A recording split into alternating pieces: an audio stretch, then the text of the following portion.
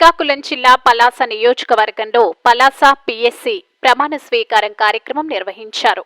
అతడు ఒక క్రమశిక్షణ కలిగిన నేతగా గుర్తింపు పొందిన వంకల కూర్మారావు ఈరోజు అతడు పిఎస్సిఎస్ చైర్మన్ గా గుర్తింపు పొందారు. ఒక జెండా పట్టుకున్న పసుపు సైనికుడు అతడు. ఎదుటివారిన గౌరవించడంలో మర్యాద కలవాడు మన కూర్మన్న. నియోజకవర్గంలో తన సామాజిక వర్గంలో మంచి పట్టున్న వ్యక్తి మన కూర్మన్న. ఘనంగా ప్రమాణ స్వీకార మహోత్సవం ముఖ్య అతిథిగా హాజరైన పలాస ఎమ్మెల్యే గౌతు శిరీష పదవి అంటే అధికారం కాదు, ఓ బాధ్యత అని అన్నారు. రైతు శ్రేయస్సుకు పాటుపడాలని ఎమ్మెల్యే సూచించారు. గత ప్రభుత్వం వైఫల్యంపై ధ్వజమెత్తిన శివంగి గౌతు కుటుంబంపై మాట్లాడకపోతే అప్పలరాజుకు రాజకీయ భవిష్యత్తు లేదేమోనని ఎమ్మెల్యే గౌతు శిరీష సెటైర్ వేశారు. వైసీపీ ప్రభుత్వం చేసిన అభివృద్ధి ఏమిటి అని ప్రశ్నించారు. కూటమి పాలనపై విషం చుమ్ముతున్నారంటూ టీడీపీ నాయకుల మండిపాటు. రైతులు కావాల్సిన విత్తనాలు, ఎరువులు, పురుగుల మందులు అన్నీ సకాలంలో అందించగలిగితే మనమందరం రైతులకు ఉపయోగపడే వాళ్ళం అవుతామన్నారు. ఈ కార్యక్రమంలో పలాస నియోజకవర్గ పార్టీలోని నాయకులు, కార్యకర్తలు, అభిమానులు పాల్గొన్నారు.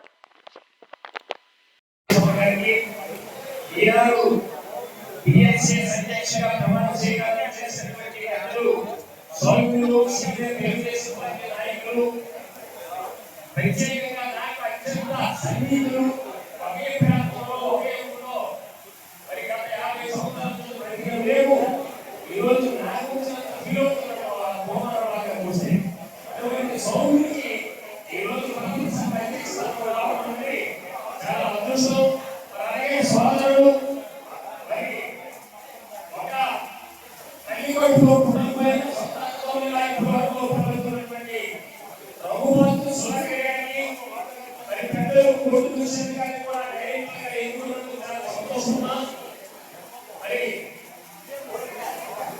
ఈరోజు ముఖ్యంగా చెప్పిందంటే ఈ పలాస వ్యవసాయ సంఘంలో మరి చాలా ఎక్కువ మంది రైతులు అనేక రకాలైనటువంటి రోడ్లు గతంలో తెలిసి గత ప్రాంతంలో కూడా మన అవినీతి జరుగుతున్నాయి. మరి చంద్రబాబు పెట్టే రోజు అధికారంలో ఉందని చెప్పి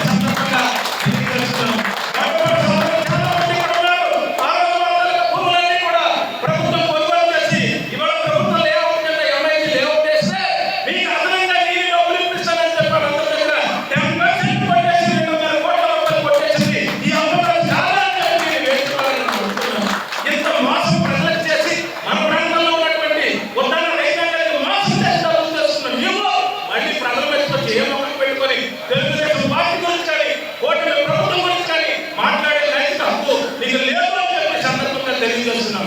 ఇన్ని విషయాలు ఎందుకంటే మాట్లాడాల్సి వచ్చిందంటే అనేక మంది క్రియాశీలమైనటువంటి నాయకులు, కార్యకర్తలు, బాధ్యత కలిగినటువంటి వ్యక్తులు ఇవాళ వేదిక మీద ఉన్నారు, వేదిక ముందున్నారు. మనందరం కూడా ఏదో నమ్మకం ఏడుతున్నట్టు, ఏదో సినిమాలు వస్తున్నట్టు గమ్ము ఉంటే దీన్ని అత్యంత ప్రమాదకరమైనటువంటి స్థితికి తీసుకువెళ్తారు వాళ్ళు. దయచేసి ఆ ప్రమాదాన్ని ముందే ప్రశ్నకి తిప్పిపట్టగలిగితే రేపు రావాలన్నటువంటి వచ్చే పాఠశాలలో జరగబోతున్నటువంటి సాగి సంపద ఎన్నికల్లో తెలుగుదేశం పార్టీ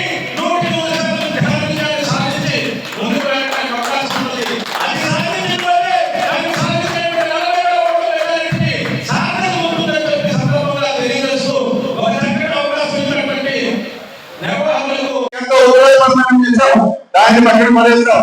ఎందుకంటే మన మంత్రివర్యులు అర్జున్ నాయక్ గారు అలాగే మన ఎమ్మెల్యే గారు కూడా ఎప్పటి నుండో అలాంటిదే మన పలాసానికి అదైతే బాగుంటుందని చెప్పి మన ఫ్లైఓవర్ నుంచి కూడా నిన్న మనకి మళ్ళీ ప్రారంభించారు.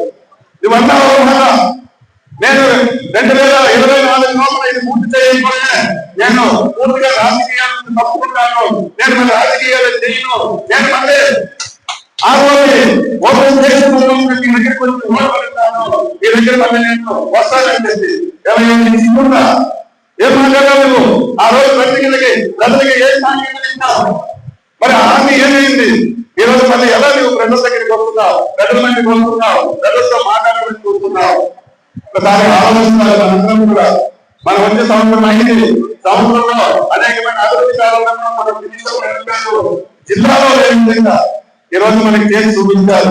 రైతులకి పని లేదు, వ్యాపారస్తులకు ఇబ్బంది లేదు, ఉద్యోగులకు ఇబ్బంది లేదు, ఎవరికి కూడా ఇబ్బంది లేకుండా ప్రతి ఒక్క కార్యక్రమం కూడా దృఢంగా ఆలోచించి ఆమె నిజంగా ఒక పెద్ద అంటే ఎన్నో సంవత్సరాలు రాజకీయ అనుకున్నంత అనుభవంలో ఆవిడ ఈ రోజు మనకి అన్ని కార్యక్రమాలు కూడా ఎవరికి నొప్పించకుండా బాధించకుండా ప్రతిపక్షమైనా సరే అధికార పార్టీ అయినా సరే ఉమ్మడి మన ఎన్డీఏ కూటమి ప్రభుత్వంలో ఆవిడ పనిచేస్తుంటే ప్రతి దానికి ఇప్పుడు ఏఎస్పీ గారు మీటింగ్ పెట్టారు, వ్యాపారం చేసుకుంటున్నారు, లారీలు ఏదో లోపల లారీలు ఏమో బయట లారీలు ఏమో అని చెప్పి మాట్లాడితే దానికేమో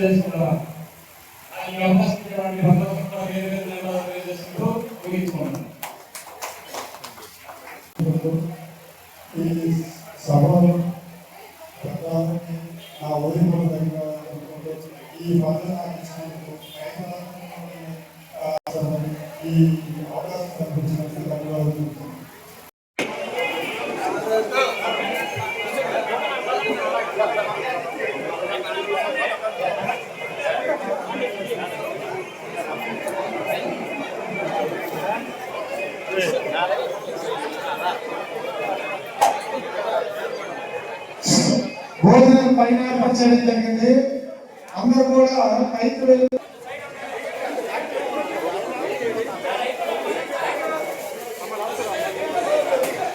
అడిగోళం తీయండి. మన పూర్వం అందరికీ సాల్వతో దుస్సాలతో మిత్రులు లక్ష్మణరావు గారికి